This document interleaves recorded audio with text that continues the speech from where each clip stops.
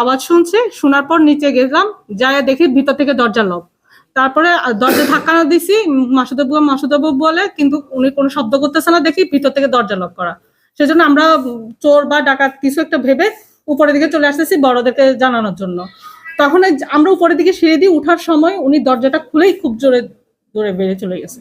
যাওয়ার পর আমরা নিচেই যাইনি, আমরা বলতে পারবো না। আমার ভাসুরকে ফোন দিছি, উনি আমার হাজবেন্ডকে ফোন দিছি, ওরা দেন আপনাদের সবাইকে খবর দিছে। এটাই শুনছি। মানে আমার বাড়ির বউয়ে টেলিফোন করছে 9:20 বা 25 হবে আমার একটা ধারণা। টেলিফোন করি আমার মোবাইলে বললো যে ভাইয়া তাড়াতাড়ি চোর ডাকাত গেল লইছে বাইর। তখন আমরা সবুজ, আমি আরো একটা লোক আছিল সাথে, আমার সবাই দৌড় দিছি।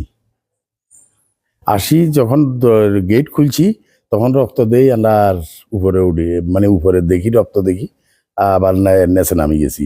নামি গেট বন্ধ করে দিছি, কেউ উঠলে। এরপরে বাবুল এসছে, বাবুলের সাথে উপরে উঠি। বাবুলে বলে যে কেউ দরকার নাই, কেউ উপরে উঠিয়েন না, এগুলা নষ্ট হয়ে যাইব। কমিশনার বাবুল এসছি আরই, তো এগুলা নষ্ট হয়ে যাইব।